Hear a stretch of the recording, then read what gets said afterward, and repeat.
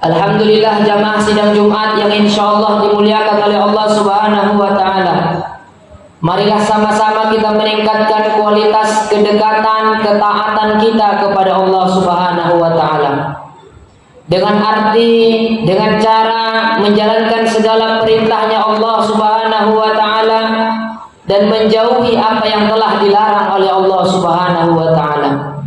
Karena tidak ada keuntungan yang lebih besar melainkan kita taat dan dekat dengan Allah Subhanahu wa Ta'ala, dan tidak ada kerugian yang lebih besar melainkan kita ingkar dan jauh dari rahmatnya Allah Subhanahu wa Ta'ala. Puji syukur kita ucapkan atas kehadiran Allah Subhanahu wa Ta'ala, karena atas rahmat, inayah, kebaikan, nikmat yang begitu banyak diberikannya kepada kita tanpa meminta balasan.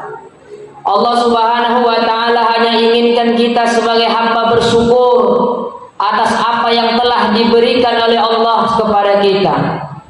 Allah tidak meminta kita membayar nikmat yang telah diberikannya. Allah juga tidak meminta kita berhutang atas nikmat yang telah diberikannya. Bahkan Allah katakan la tuhsuha. Kalau kalian berusaha menghitung nikmat Allah, maka tidak akan pernah mampu meskipun kita berkumpul bersatu untuk menghitung nikmat yang telah diberikan oleh Allah kepada kita.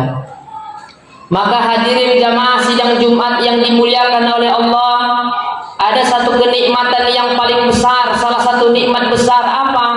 Yaitu mampu melaksanakan sholat fardu Jumat yang hukumnya ialah fardu ain, wajib untuk orang muslim yang telah baligh. Maka hadirnya kita di sini, datangnya kita di sini bukan karena kita yang paling kuat, bukan karena kita yang paling sehat, bukan karena kita yang paling kaya, bukan karena kita yang paling dermawan, tapi datangnya kita di sini, hadirnya kita di sini mutlak semata-mata karena keimanan kepada Allah, karena kecintaan kepada Allah, dan karena kita mencintai Nabi Muhammad SAW. Siapa yang menyenangkan hati Nabi Muhammad di dunia, nanti Nabi Muhammad akan menyenangkan hatinya di akhirat. Mudah-mudahan dengan hadirnya kita di sini, tergolonglah kita sebagai umat yang mendapatkan syafaat, dan juga tergolonglah kita sebagai hamba yang diridhoi oleh Allah Subhanahu wa Ta'ala. Amin ya rabbal alamin. Karena hadirin yang mulia, kalau perkara sehat, perkara kuat, perkara rumah dekat dengan masjid, masih banyak saudara kita yang lebih sehat daripada kita yang hadir di sini. Masih banyak saudara kita di luar sana yang lebih dekat rumahnya dengan masjid, namun saat ini dia santai memegang handphonenya di tangan kanan, dia santai sambil rebahan, kadang dia santai pula melihat televisi tanpa dia sadari bahwa dia dalam keadaan merugi dan rugi untuk selama-lamanya. Maka hadirin yang dimuliakan oleh Allah Subhanahu wa Ta'ala, untuk menyambut bulan suci Ramadan, khatib mengambil judul bahwa keindahan-keindahan bulan Ramadan. Kita sama-sama mengetahui apa itu Ramadan, karena pada setiap tahun Ramadan tidak pernah alpa datang setiap tahunnya. Namun yang jadi pertanyaan, apakah kita ada di Ramadan yang akan datang? Ramadan semakin hari, semakin tahun, semakin cepat.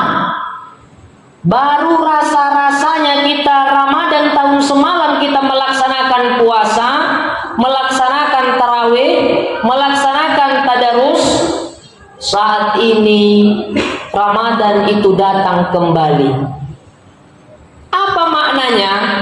Maknanya ternyata ada ataupun tidak adanya kita, sehat ataupun sakitnya kita, waktu akan terus berjalan. Jadi jangan pernah berbuat baik menunggu waktu, karena waktu tidak ada habisnya sampai kita meninggalkan dunia ini. Maka berbuat baik mulailah dari saat ini. Ramadan tahun ini jadikan sebagai Ramadan terakhir kita. Meskipun kita akan hidup di Ramadan yang akan datang, untuk penyemangat hidup, penyemangat ibadah, kita jadikan Ramadan ini sebagai Ramadan terakhir kita. Maka hadirin yang dimuliakan oleh Allah Subhanahu wa taala. Allah Subhanahu wa taala katakan yang sering kita dengar, ya ayyuhalladzina amanu kutiba alaikumus syiyam kama kutiba alal ladzina min qablikum la'allakum tattaqun. Perlu kita dengar ayat ini. Allah Subhanahu wa taala katakan, ya ayyuhalladzina amanu, wahai orang-orang yang beriman. Allah tidak katakan ya ayyuhan nas, wahai manusia. Kenapa Allah katakan ya ayyuhalladzina amanu? Ini bermakna bahwa untuk melaksanakan puasa Ramadan hanya betul-betul orang yang beriman kepada Allah Subhanahu wa taala. Tidak untuk manusia saja. Karena banyak manusia yang tidak bisa dan tidak sanggup puasa. Maka sebagai seorang muslim kita diwajibkan untuk puasa, apapun alasannya.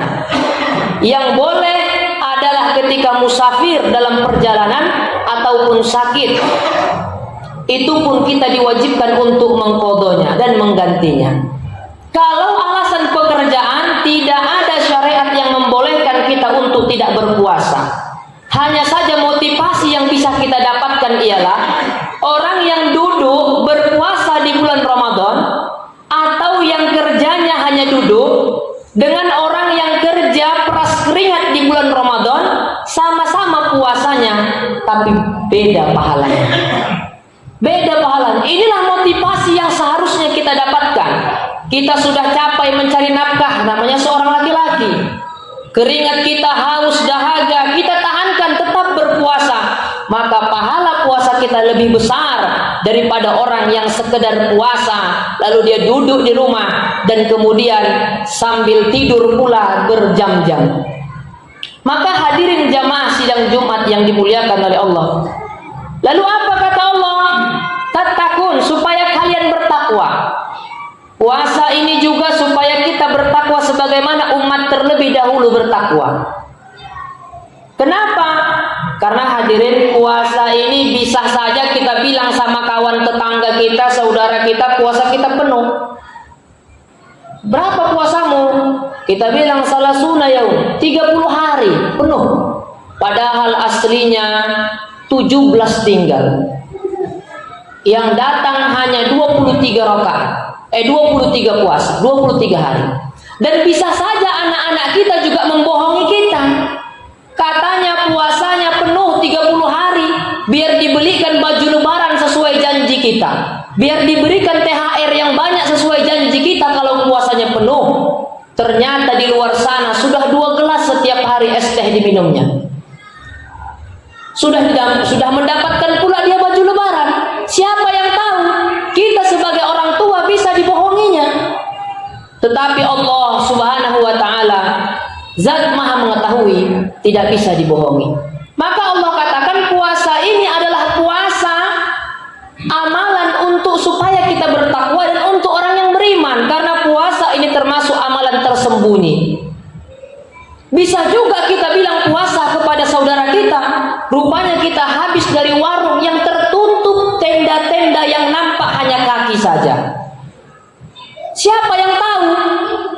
Kita di dalam warung yang tertutup dengan kain yang dilapisi sampai keliling, yang nampak hanya kaki-kaki orang semua sama. Tak ada yang tahu. Maka hadirin yang dimuliakan oleh Allah Subhanahu wa taala, jadikanlah puasa Ramadan tahun ini sebagai puasa terbaik kita. Bahwa sebenarnya semakin hari, semakin tahun, umur kita semakin berkurang dan juga kekuatan kesehatan pasti pun akan berkurang. Jadikan puasa ini selagi sehat menjadi puasa terbaik bagi kita. Maka hadirin jamaah sidang Jumat yang dimuliakan oleh Allah Subhanahu wa taala, yang kalah penting ialah kita baca Al-Quran. Bagaimana kita membaca Al-Quran? Kalau bisa kita hatamkan 1 juz dalam 1 hari, 30 juz dalam 1 bulan, supaya kita tidak termasuk orang-orang yang lalai kepada Allah Subhanahu wa taala. Dan juga kita laksanakan tarawih, dan bahkan di musola-musola kita, di masjid-masjid kita, ada yang 23 rakaat bersama witir, ada yang 11 rakaat bersama witir. Maka kita sholat sesuai dengan dekat dengan rumah kita. Jangan jauh-jauh cari yang 11. Dekat dengan rumah kita, kecuali kita sudah uzur, sakit ataupun yang lain, mau cepat baru tidak apa-apa. Dan perlu kita ketahui bahwa tarawih ini termasuk sholat sunnah. Kalau kita bandingkan pahala sholat sunnah tarawih dibandingkan sholat sunnah sebelum isya dan setelah isya, lebih banyak lagi pahala ba'diyah isya 2 rakaat daripada sholat sunnah tarawih 20 rakaat bersama witir 23. Maka jangan terbalik kita. Setelah sholat sunnah isya kita duduk di luar, pas tarawih kita masuk. Padahal lebih banyak pahalanya sholat sunnah ba'diyah isya tadi. Lebih banyak pahalanya sholat sunnah qabliyah isya tadi. Karena itu salah satu sholat sunnah rawatib. Maka itu lebih banyak pahalanya daripada sholat sunnah tarawih kita. Kita perbanyak juga lagi amalan-amalan sedekah. Dan yang paling penting hablum minan nas kita ialah memaafkan orang lain. Ada kesalahan setahun yang tak bisa kita maafkan karena kesalahannya begitu besar, ucapannya begitu menyakiti hati sehingga kita tersinggung, bercandanya yang tidak bisa ditoleransi. Namun di bulan puasa harus bisa kita maafkan. Harus bisa kita maafkan supaya kita datang ke bulan yang suci dalam keadaan suci, bersih bulan, bersih pula hati kita. Mudah-mudahan kita yang berkumpul di sini bukan hanya berkumpul di masjid yang kita cintai ini, tapi berkumpul juga di surganya Allah Subhanahu wa taala.